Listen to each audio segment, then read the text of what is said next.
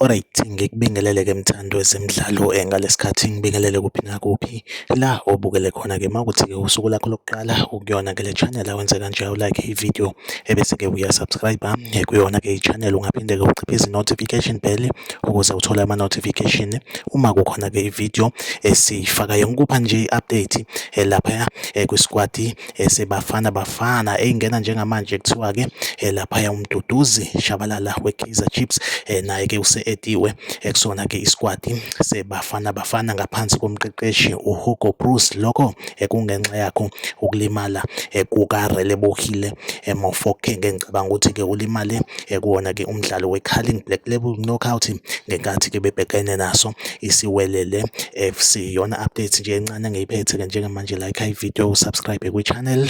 Mina nawe asihlangabezane kwividiyo elandelayo. Nisale kahle.